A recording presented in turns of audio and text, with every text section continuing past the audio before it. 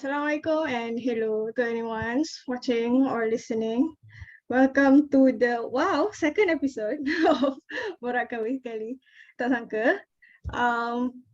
From whatever time and place you are listening to this, I hope you are in a great health. I hope you have a great day. If the day has passed for you, I hope you had a great day. But if not, it's okay. The next day is there, so I hope you will have a good day next day. So the second guest with me today is another one of the people that I know in my high school, and her name is Farhanah. So before anything, Farhanah, would you like to introduce yourself to the audience listening? Oh, hi. So as Halida mentioned just now, I am Farhanah. And my name is quite long, but just call me Farhanah, or you can call Far for short, I guess. And briefly, I'm not so sure what to introduce myself, but I just proceed with anything that come out as in that currently in my brain. If let's say it comes out as a brain fart, I apologize. But anyway, currently I am doing my internship for as it is part of the requirement for graduating. I am in my final year of uh, cognitive sciences in University Malaysia Sarawak, UNIMAS. So yeah, I'm studying in Borneo and I'm currently in Sarawak, almost around 1 year. And as Harida also previously mentioned as well, I knew her back in high school. So not really, tak nak cakap banyak pasal sekolah, but because high schools are pretty awkward phase for everybody, but Yeah. turns out lepas sekolah most of us actually try to keep a close contact, I suppose. So I hope I think it's a good thing anyway, because yeah, nobody wants to remember what happened in high school, but it turns out we do keep close contact with the ones who we encountered with, at least for me. Remind me again, what is your program? Cognitive sciences. Wow. Wait, oh? Oh, bukan kau ambil engineering eh? Halida, Oh, bukan eh? tak cukup pandai untuk ambil engineering. Oh, okay. This is something new. This is not something macam everyone pernah dengar. I can bet for sure yang orang yang dengar ni could be the first time of them hearing a bachelor's program called Cognitive Science. Program apa tu? Boleh cerita sikit tak? Oh, okay, sure. I mean, it's no surprise that ramai tak pernah dengar because in ASEAN, if I'm not mistaken, UNIMAS is the only one who offered cognitive sciences for bachelor's degree. But if let's say program yang almost similar, somehow is Masters of Cognitive Neurosciences dekat USM. That's like the most similar one kalau in Malaysia lah. So basically what my program is, oh my God, this is such a tricky question because we don't even know what are we learning, but okay. To summarize it is like psychology but mixed with IT. To summarize it in a way, but as I would say, if let's say, if I myself summarize it, is that if engineers learn how to construct the robots, we are the one who design the somehow brain pattern thought process of the robot, because all this AI and sorts, I would say that.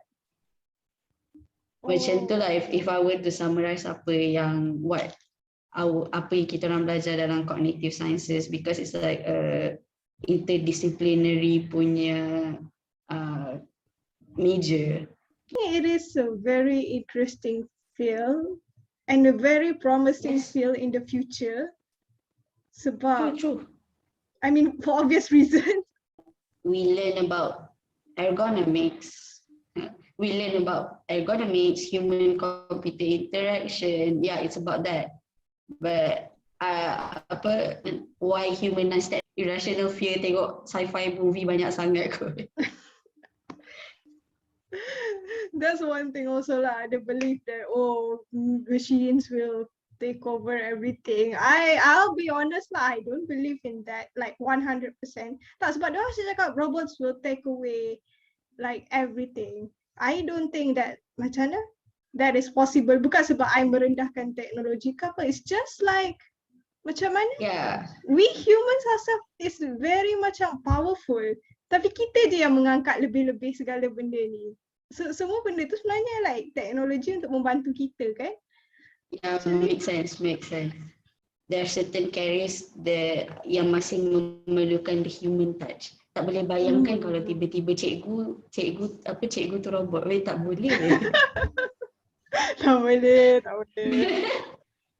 Can you tell us like what kind of company you are doing an internship under and what do they do? Oh, I'm actually interning at my own uni. Oh, so like apa je kau buat interning bawah uni kau? So basically I was assigned to one of the macam universiti kan ada their own macam kira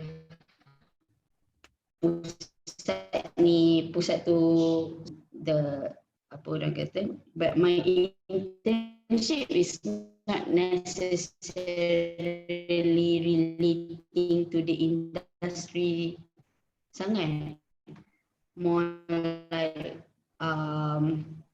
tapi bukan official punya project sangat, but still considered industry sebab my supervisor is apparently head unit of one of this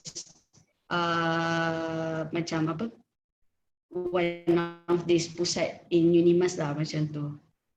It's my internship is basically project based lah sebenarnya.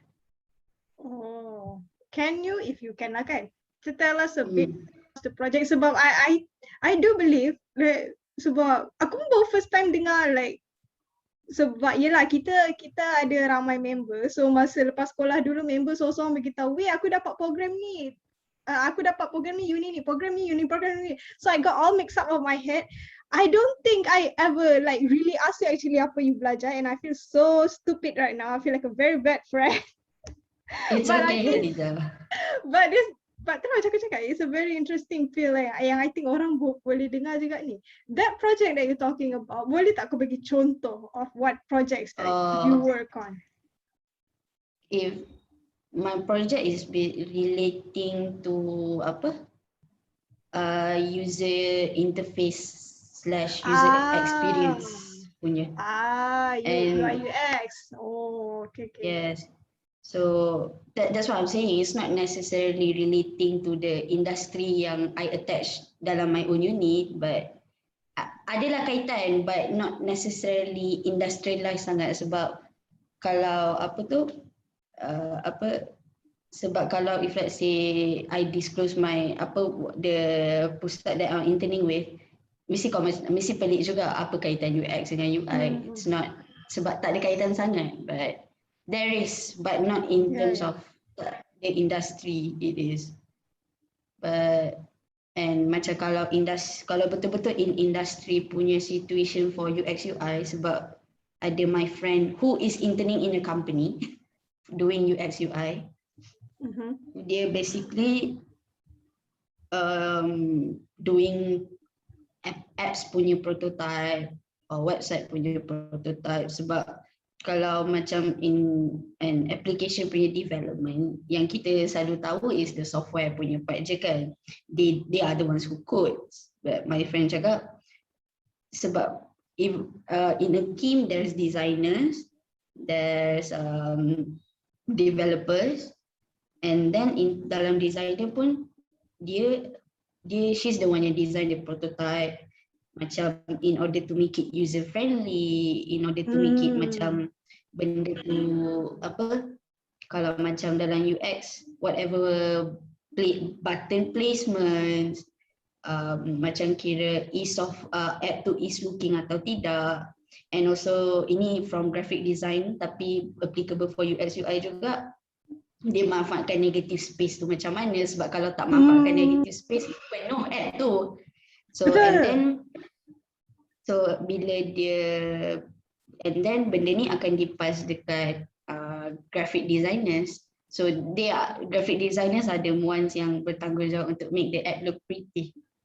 And then finally baru dekat developer, and I'm not so sure how much dia punya the depth of whatever role orang dalam satu team to play, sebab I pun dengar je, but basically apa yang my friend bagi tahu macam tu lah, if let's say if you want to go to UX or UI. Sebab UX dengan UI ni dia macam it's not really satu kursus khas. Dia selalunya kalau macam in IT related punya degree, it's one of the subjects. But in terms of career field, it's very promising. Sebab berapa banyak apps kita produce sekarang, berapa banyak website, and especially sorry lah, I'm just like throwing shade. Government punya websites memang perlukan UX or UI designer. Definitely. Yeah. But betul lah.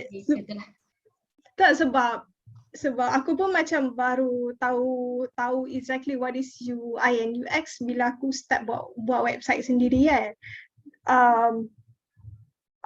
Which is, I mean for me pun I'm just working from the default theme kan, so there's not much to do. But even that, baru like I perasan yang macam like, wow, there's a lot of things that go on that make me macam interested to learn juga UI dengan UX tu. Just even for the sake untuk aku macam touch up aku punya website sendiri pun tak apalah.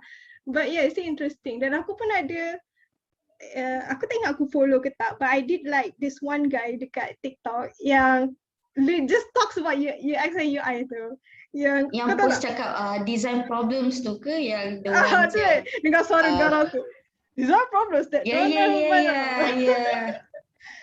It's like design problems that people unnecessarily petty off ke benda entah.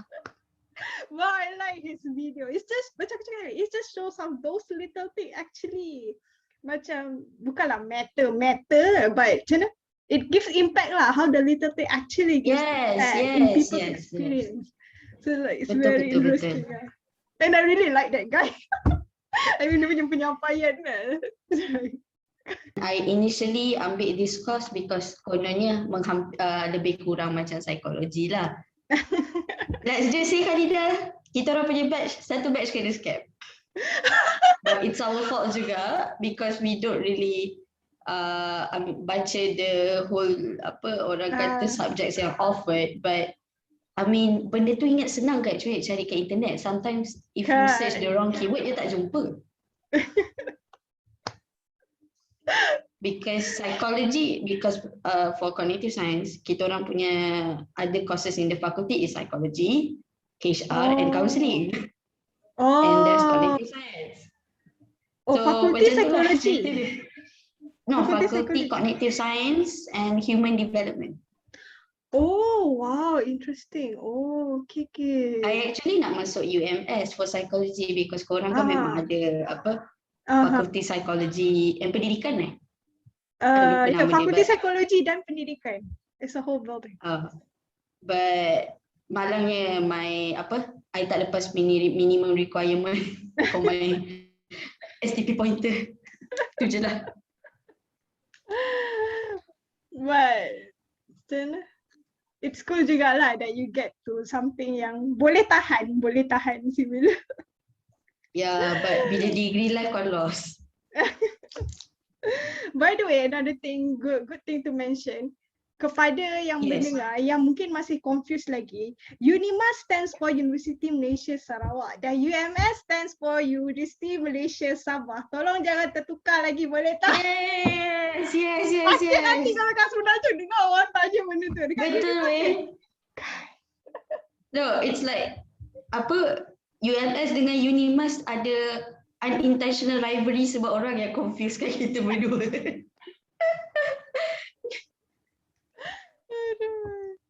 But yeah, that's one thing which is similar to us, because I want to talk about another thing also, sebab kita berdua antara orang yang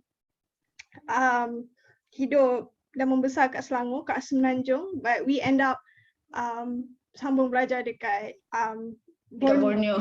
dekat Malaysian punya parts of Borneo, kan. Tell me how it's like for you. Sebab macam for me, it really macam opened my eyes about a lot of things, and I pun macam dah banyak bercakap pasal benda ni all around my blogs and everything. But tell me how it's like for you. Macam what do you feel? Macam it's different. What do you learn ke? Oh, okay. So for me, Borneo, Sarawak in particular is not really like macam negeri asing lah, because the first time I naik kapal terbang is to Kuching when I was 6. Oh. And I even went to Kapit or Sibu, I'm not so sure, or Kapit and Sibu, or Kapit or Sibu, I'm not so sure, when I was 7. So it's not really negeri asing. And then both of my parents pernah kerja dekat Sarawak during their early years of marriage before I was conceived, obviously. So it's Sarawak is not like satu benda baru sangat for me. And in fact, I was technically raised to hear my dad punya working experience, especially regarding apa yang dia buat dekat Sarawak, because it's very interesting. It's very interesting. So for those who listening, my dad currently working as a GP, but when he was in Sarawak, he did his housemanship and compulsory service in Sarawak. So to hear about his experiences, even though bapak-bapak ni ada habit untuk cerita ulang-ulang kali, but it's a delight for me to hear, because I don't know, I mean like when people are passionate regarding their stories kan, macam tu lah. So it's not really I want to go to Sarawak that bad, but first of the main gist of this story is that it's not something very foreign to satu. So to be here when I was 20, because I masuk degree via STPM, it's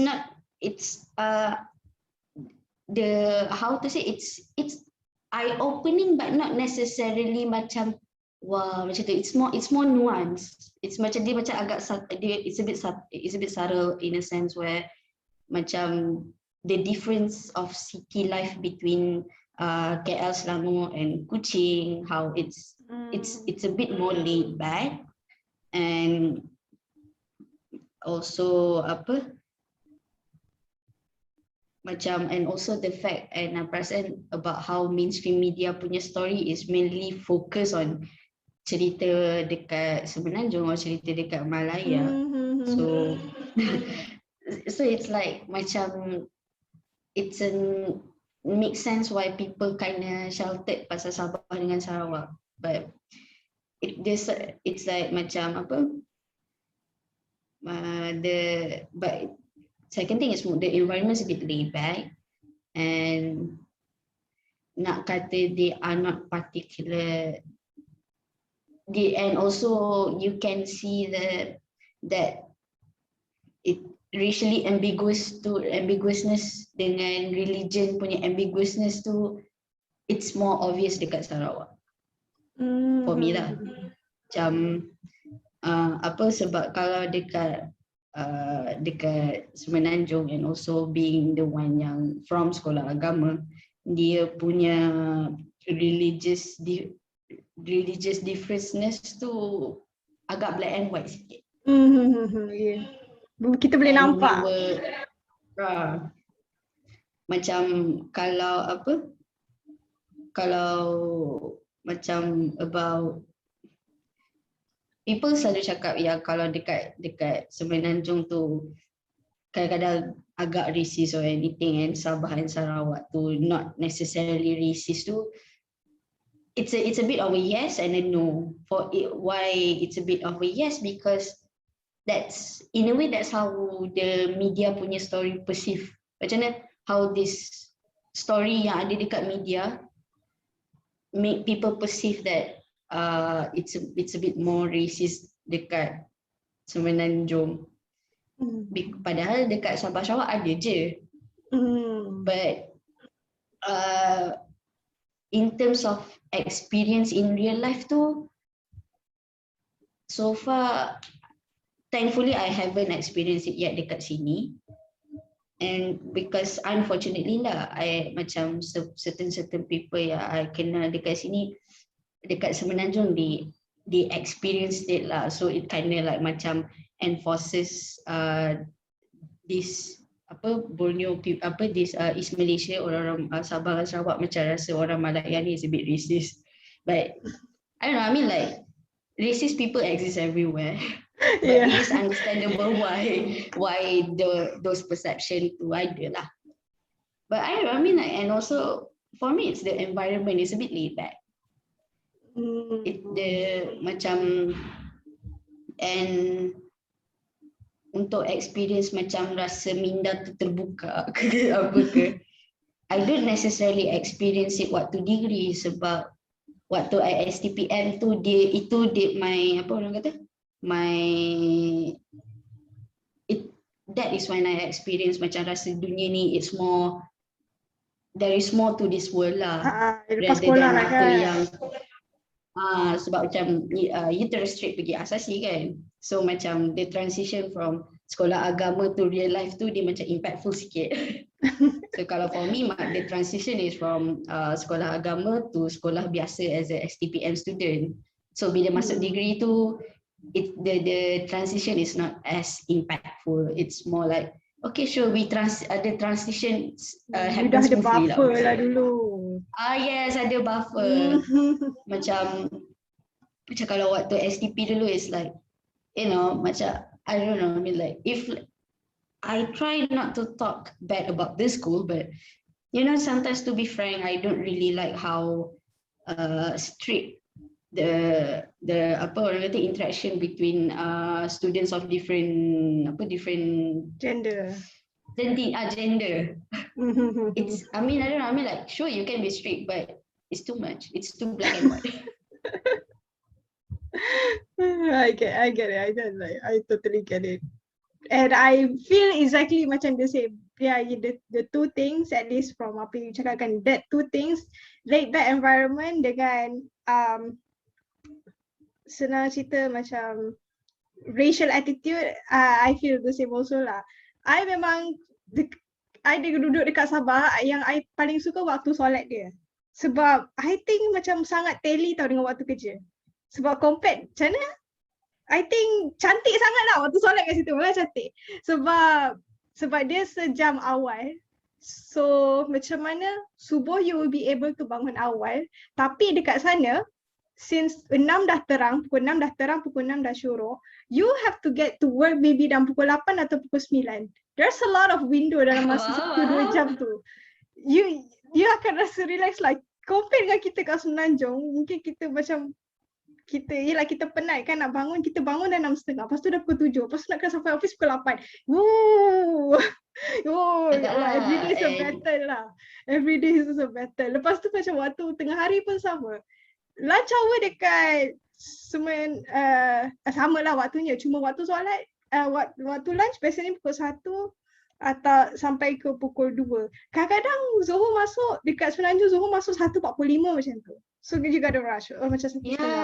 Tapi kalau kat sana, since Zohor masuk pukul 12, you're still working. So pukul 1 kau boleh plan untuk kau solat dulu and baru makan or whatever, sebab timing tu macam tak ada macam timing kita kena tunggu. Timing tu dah masuk dah apa waktu. You nak buat apa sekali lah. It's 1 hour. Dan lagi satu lah, racial attitude dekat sana lah. It's one of the things that macam spark me like a lot. Itu yang buat I lagi tengok tau pasal macam like actually what's happening, macam what we perceive as racial attitude ni sebenarnya adalah simply daripada labeling and then stereotyping, and then benda tu dikuatkan. It's just that game actually. And also apa yang what form of media that we are being feeding ourselves does not helping at all. Itulah, and for me, I don't know about else, but memang dalam bab ni, I memang rasa sangat tenang dekat sana. Sebab macam mana, it's really hard to say in words. Tapi macam kalau orang tanya aku, maybe aku boleh cakap, kalau ada berita macam ada aksiden kereta contohnya, atau kejadian ragut, takkan ada soalan kat Sabah Sarawak, takkan ada soalan Cina ke? India ke? Like, takkan ada. I grown up listening to that. Bila ada dengar cerita macam tu, orang nak tahu first bangsa dia apa, lepas tu orang akan connectkan. Sebenarnya tak kisahlah bangsa apa-apa pun, even kalau bangsa sendiri, contoh bangsa Melayu kan, Melayu, aduh Melayu ni memanglah tak ikut Islam nenek-nenek. And then Cina, Cina memang tak boleh percaya. Lepas tu India, India memang macam tu. If you take this attitude bawa ke Sabah Sarawak, you akan kena pelempang. I know, but dan macam mana? So disebabkan I membesar macam tu, bila membesar macam tu, so I dekat Sabah dia jadi macam tu. So I bila balik Semenanjung balik kan, I dengar soalan macam tu, telinga I berdesing tau. I cannot help but being like, why do you ask this so irrelevant question? Aduh, I'm sorry, I'm just really passionate. Even though it's like I mean like inside joke, but basically kalau dalam Sarawak the labeling is not, dia tak se-obvious Malaya lah, but doesn't mean it doesn't happen, it does not exist. I mean betul. macam the orang kata the labeling yang macam akan yang ada is if let's say accidents involving drunk driving is usually the ibans. But itulah, that's one thing juga. I mean that's one thing juga kita kena clarify. It's not like we saying tak ada benda tu. Tapi kita orang as someone yang membesar dekat Semenanjung, and then kita orang datang ke Borneo, we see that things could be much better daripada tu. That's what we are emphasizing. We're not saying that diorang ni perfect ke apa. There are things that kat Semenanjung yang I harap dapat bawa kat sini juga. But there are also things yang I sampai kat sana bawa kat sini juga. This is one of the thing. If they can do it, I think we should lah. So itulah in terms of we're talking about this racial attitude kan, macam tu lah. It's more like macam bukan stereotyping atau labeling tu tak ada. It's more like it's not make into such a big deal. Dia tak adalah macam kalau accident tu siapa buat ni, this Chinese fellow lah macam tu. It's not like benda yang pertama sekali diutarakan dekat Semenanjung. I understand. It's not really, dia macam faktor yang ke bawah-bawah sikit. Tak, jadi bukan macam faktor macam ni. Dia macam bila in describing, sebab there's a lot things to describe kan. Macam contoh lah in an accident. Okay, lelaki umur 60-an, bangsa sekian, drive kereta sekian, apa semua. In Borneo, those are just label like that lah. Tapi tak macam aku cakap lah, dekat Semenanjung ni, bila dengar tu, bangsa tu yang cari first. Siapa yang buat ni? It's like, then bila dia jumpa tu, diorang buat connection diorang sendiri. And even apply to its own race. Yes. Sebab unlike you, I memang tahu zero actually pasal Sabah. Which to begin with, I actually know Sabah is in Malaysia. It's 2031. I still don't know how some people thought Sabah is not a part of Malaysia.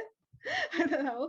Tapi tak lah, apart from that, I know nothing tak pasal Sabah. Yang I know is that degree yang I want to take. I memang nak ambil psikologi sejak I form 4 lagi. Like, so macam, aku nak ambil degree ni dekat UMS, degree ni dekat UMS. Ulang lah mantra tu 2 tahun. Tapi sebenarnya pasal Sabah tu tak tahu apa-apa maksudnya. So, I mean, Yeah, yeah, yeah. maybe macam you cakap tadi lah, so maybe my transition is more impactful. So that's it. The time today we have with Farhanah. Thank you very much sudi luangkan masa dengan aku hari ni. Rambling. Right. Rambling with Yeah, it's lessons okay. also kan. So yeah. Yeah. So maybe you would like to leave some closing words to the audience. Okay, to be frank, I don't have any because initially, even though Hadida described that this might be, we just go with the flow, but I initially macam come with the impression that we will talk about only child related stuff, but never mind. So related to what we talked today is, okay, for those yang nak ambil cognitive science, please do your own research. I mean, I'm not saying that I'm advocating, but I'm not condoning for you untuk not to take this course as well. If let's say, if you're interested, sure. So, who am I as to be former senior to orang kata tu halang. But it's a interesting course nonetheless. Even that's why I still proceed walaupun dah nak still proceed walaupun, to be frank, berapa kali nak drop out tu jangan cakap lah. And then so because it's an interesting topic to bring, is that since both of us reminiscing our East Malaysian experience, is that certain parents macam takut nak bagi anak dia belajar jauh-jauh. And so I would say, if let's say you as the student, you rasa you nak, just go for it, because experience can be the best teacher. Yes. And macam dekat especially in university, kalau risau you tak ada kawan yang speak the same language ke apa, bukannya ada orang ada locals dia dekat uni ni, ada je, ramai je orang Semenanjung kat sini yang belajar juga. In fact, as if in Samarahan ada this housing area, the local call it as their bangi, you know, because so many orang Malaya kat sana. Oh. Those people yang working, since Samarahan is basically like Pagoh Educational City, UiTM pun dekat Samarahan. So there's a lot of orang-orang Semenanjung yang working, yang settle down. So it's like the housing area nearby Unimas is called Bangi. So, and also they usually for Sarawakians, they can speak bahasa Melayu very well. Mungkin adalah pelat bahasa Sarawak, tapi they can still speak very well. So it's up on you untuk you cari your circle, and then if possible try not to mingle dengan person yang sama state dengan you sahaja. I mean, sure, kita nak sense of belonging, tapi adventurous sikit lah. So, and then for parents, because it's mainly for parents, I mean, sure, your worries are very valid sebab yelah, you nak pergi Sarawak and Sabah, you need kena naik flight, if let's say if any emergency apa semua. But ni my mum punya mantra is, apa-apa pun tujuan yang baik Tuhan akan tolong. So but for now, as if for COVID, as if relating to COVID situation, kalau dapat belajar sedekat yang mungkin, belajar sedekat yang mungkin. Because to be frank, sebagai orang yang belajar jauh, aku jealous dengan orang yang belajar dekat, sebab dia orang boleh balik it's quite easier for them untuk balik rather than for yang belajar jauh ni. Tak tahu flight ada ke tidak, harga tiket semua tu. Yeah, but for those yang dengar benda ni mungkin 2 or 3 years in the future, yang insyaAllah when COVID situation ni dah resolve, it's an experience you can take. Dia macam it's almost like macam belajar overseas sikit lah. You've got the little taste. Okay, yeah. Or it's over the sea. At least you still get the over Yeah. the sea experience. No, that's what I always say to my mom. Dad, ibu, I belajar overseas juga tau. Yeah. Emphasis on the. Yeah, so untuk conclude whatever relating to what both of us talked just now, that's my my conclusion lah. Yeah. Yeah, sebab yelah belajar dekat in a homogeneous community ada pros and cons dia. Belajar jauh-jauh dengan heterogeneous community ada pros and cons dia. Like up to you, yang penting you yang kena research betul-betul kan, you yang kena tahu what you're getting yourself into if you really want to take that. Very good. Yeah. Very good. Like you ended well. Yeah. Okay, you ended well. With that being said, thank you again for taking your time with me today. Thank you for everyone who is listening. If you nak Farhanah lagi, comment. Komen, kita panggil dia lagi. kita tak cerita lagi. Like, okay, macam you say kan, macam like another thing yang kita sama adalah we're an only child. Macam tu lah kan. Yeah. Female so only child, emphasis on the female. So if you like to hear more, like kitaorang, sharing more, so do let us know. But yeah, in the meantime, insyaAllah kalau tak ada apa-apa halangan, see you in the next episode. Bye-bye.